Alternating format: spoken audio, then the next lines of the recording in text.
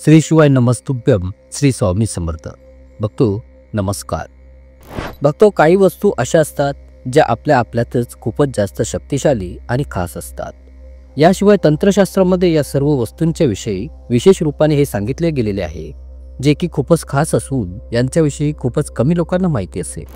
तर भक्तो, आजच्या या व्हिडिओमध्ये मी आपणास काही अशा खास वस्तूंच्या विषयी सांगणार आहे, ज्यांचा तुम्हाला तेव्हा वापर करायचा आहे जेव्हा तुम्ही घरातून बाहेर पडता. प्रत्येक एका महत्त्वपूर्ण कामांच्या पूर्ततेसाठी, त्यांच्या कार्यांसाठी तुम्हा सर्वांना घरातून बाहेर पडावेच लागते.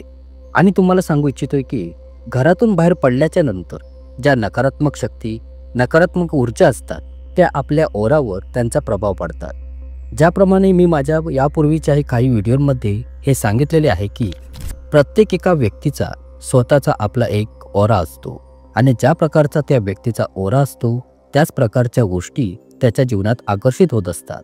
काही लोकांचा ओरा हा असा असतो की तो धनाला आकर्षित करतो, तर काही लोकांचा ओरा असा असतो की तो दुःखांना, समस्यांना, अडचणींना आणि परेशानींच्या बाधांना आकर्षित करतो. तर बघतो, तुम्हाला हेही सांगतोय की जेवढा पण या संसारात नकारात्मक शक्ती असतात, त्या फक्त आपल्या ओरावरच प्रभाव करत असतात. जेव्हा पण तुम्ही कोणत्या मंदिरात जाता, त्यावेळी प्रत्येक व्यक्ती आपल्यातच एका सुखद आनंदाच्या क्षणाचा अनुभव करत असतो. जेव्हा पण कोणी व्यक्ती दुःखी असते तेव्हा ती मंदिरात जाऊन बसते, तर त्यावेळी तुरंत त्या मंदिरातील उपस्थित सकारात्मक ऊर्जेच्या शक्तीया त्या व्यक्तीच्या ओरावर आपला प्रभाव करू लागतात आणि ती व्यक्ती स्वतःमध्ये सुखद क्षणाचा अनुभव करू लागतो. तर अशा प्रकारे सकारात्मक ऊर्जेच्या शक्ती जशा ओरावर प्रभाव करतात, अगदी तशाच प्रकारे जेव्हा तुम्ही कोणत्या नकारात्मक ठिकाणी जाता, कोणत्या जागी जाता जेथे नकारात्मक शक्तींचा वास असतो, तेव्हा तेथे तुम्ही स्वतः त्या गोष्टींना अनुभव करू शकता. आणि ही गोष्ट तुम्ही सर्वांनी एक ना एकदा तरी आपल्या जीवनात अनुभवली असेलच. जसे की जेव्हा पण तुम्ही कोणत्या अशा ठिकाणी जाता जेथे नकारात्मक शक्तींचा वास असतो, तर तुरंत तेथे भीती, चिंता, परेशानी मनात उत्पन्न होऊ लागतात. आणि हे यासाठी होते कारण की तेथे नकारात्मक ऊर्जेच्या शक्तींचा वास असतो. त्या सरळ तुमच्या ओरावर प्रभाव करतात. जो ओरा तुमच्याशी जोडलेला असतो, तर त्यामुळे लगेचच तुम्हाला असे जाणवू लागते की इथे काहीतरी गडबड आहे. तर यासाठी या व्हिडिओमध्ये याविषयीची खूपच खास महत्त्वपूर्ण माहिती मी तुम्हाला सांगणार आहे. त्यामुळे या सर्व गोष्टींना ध्यान देऊन ऐकून या सर्व गोष्टींना तुम्ही अगदी बारकाईने समजून घ्या, ज्याने की या माहितीचा तुम्ही पुढे उपयोग करून घ्याल. हे आवश्यक आहे, तेव्हाच हे प्रयोग कार्य करते. बघतो, माहिती फारच सुंदर आहे. तर पहा, ज्या प्रकारे प्रत्येक मनुष्याचा आपला एक ओरा असतो, अगदी त्याचप्रमाणे प्रत्येक एक वस्तूचा आपला एक ओरा असतो. याच गोष्टींचा तुम्हाला उपयोग करायचा आहे. तर तुम्हाला माहितच असेल की प्रत्येक गोष्टीची एक एनर्जी असते आणि हीच एनर्जी ओराशी संबंधित असते. आणि याविषयी केवळ त्याच लोकांना माहिती असते ज्यांना तांत्रिक शास्त्राविषयी माहिती असते. जेवढ्या पण तांत्रिक क्रिया असतात त्या या ओरावरच डिपेंड असतात आणि यांच्याच माध्यमातून तांत्रिक क्रिया केल्या जातात. याला आभा मंडळही बोलले जाते. बघतो, प्रत्येक व्यक्तीच्या आजूबाजू 7 रंगाचे जसा रेनबो असतो, त्याचप्रमाणे सप्तरंगाचे आभा मंडळ असते. जर या 7 रंगांच्या चक्रापैकी कोणत्याही चक्रात काही ना काही गडबड होते, तर मग काय, बस त्याच्या जीवनात समस्या, अडचणी येण्यास सुरुवात होत्या. जसे की ज्या कोणत्या पण व्यक्तीचे मणिपूर चक्र खराब होते, तर अशा व्यक्तीच्या जीवनामध्ये कष्ट खूपच जास्त प्रमाणात वाढत जातात. त्याचे खूपच जास्त नुकसान होऊ लागते. त्याच्या आर्थिक समस्या वाढू लागतात. धनाची कमतरता भासू लागते. त्याच्यावर कर्जांचा डोंगर त्याच्या जीवनामध्ये वाढत जातो आणि त्याला काहीच प्राप्त होत नाही जे की तो इच्छित असतो. त्याचे नशीब अगदी दुर्भाग्यामध्ये बदलून जाते. कारण तंत्रशास्त्रामध्ये हे सांगितले गेलेले आहे की आपले जे मणिपूर चक्र असते ते धनाचे स्थान असते. म्हणजेच की याच ठिकाणी श्री लक्ष्मी आणि श्री हरी विष्णू विराजमान असतात. आणि या मणिपूर चक्राचा जो रंग असतो तो पिवळा असतो. म्हणजेच की जेव्हा पण कोणी व्यक्तीचे आभा मंडळ दूषित होते, तर त्याच्या जीवनात समस्या येण्यास सुरुवात होऊन जाते. याच प्रकारे जर कोणा व्यक्तीची मूलाधार चक्र दूषित होते, तर अशा व्यक्तीचे शत्रू खूपच जास्त वाढू लागतात आणि ते आपल्या शत्रूंच्या समोर जराही टिकाव धरू शकत नाहीत. त्यामुळे ती व्यक्ती त्या शत्रूंशी घाबरून राहते, चिंतेत राहते आणि त्याचे ते शत्रू त्याला खूपच जास्त त्रास देऊ लागतात.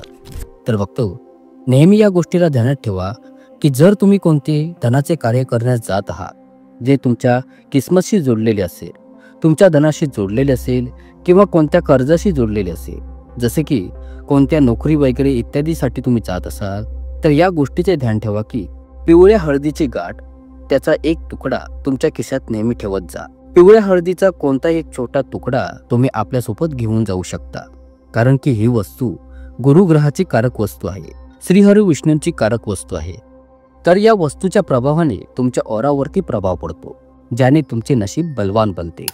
यासोबत हे सुद्धा सांगू इच्छितोय की जो पिवळ्या हळदीचा तुकडा असतो त्याला वारंवार स्पर्श केल्याने तुमचे मूलाधार चक्र अगदी शुद्ध बनून जाते, ज्याने तुमच्या जीवनामध्ये सकारात्मक गोष्टींचे, ऊर्जेच्या शक्तींचे आकर्षण वाढू लागते. त्यामुळे बोलले जाते की पूर्वीच्या काळी बरीचशी लोक या प्रयोगाला करत असायचे की आपल्या बेंबीच्या आजूबाजूस थोडीशी हळद नक्कीच लावत असत. या गोष्टीचे ध्यान ठेवा की तुम्ही तुमच्या बेंबीवर या हळदीला लावायचे नाही, कारण की मणिपूर चक्राचे जे स्थान असते ते अगदी बेंबीच्या वरच्या बाजूस 2 बोटे वर असते. बस तेथेच तुम्हाला हळदीचा टिळा लावायचा आहे. बघतो असे केल्याने तुमच्या जीवनामध्ये धनलाभाचे मार्ग खुलले जातात आणि जे पण तुमच्या जीवनातील कष्ट आहे, धनाशी संबंधितच्या समस्या आहे, त्या निश्चितच संपून जातात. तर बघतो तुम्ही नक्कीच या प्रयोगास करण्यास सुरुवात करा. आता दुसरी गोष्ट ही की जर तुम्हाला असे वाटते की तुम्ही जिथे पण जाता तिथे नेहमी कोणी ना कोणीतरी तुमच्या विरुद्ध असतो, कारण की बरीचशी लोक अशी असतात की त्यांना जराही मान सन्मान प्राप्त होत नाही. मग ते जरी दुसऱ्यांसाठी किती चांगले करोत, भले करोत, पण तरी त्यांचे शत्रू वाढतच राहतात. तर जसे आज पाहाल की यासाठीच बरीचशी लोक बऱ्याच गोष्टी करतात ज्याने की त्यांना मान सन्मान, आदर प्राप्त होईल, पण तरी त्यांना जराही प्राप्त होत नसतो.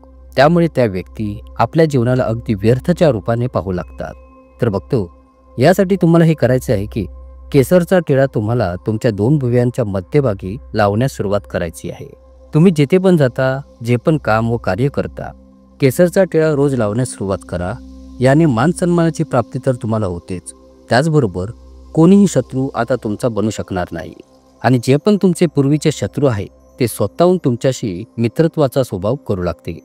बघतो या गोष्टीचे ध्यान ठेवा की हा केसरचा टिळा तुम्हाला तुमच्या 2 भुवयांच्या मध्ये तुमच्या अंगठ्यानेच लावायचा आहे, कारण की तुमच्या अंगठ्यामध्ये अग्नितत्व असते. यासाठीच हा टिळा केवळ अंगठ्यानेच लावला पाहिजे. तर काही लोक आपल्या रिंग फिंगरने टिळा लावतात.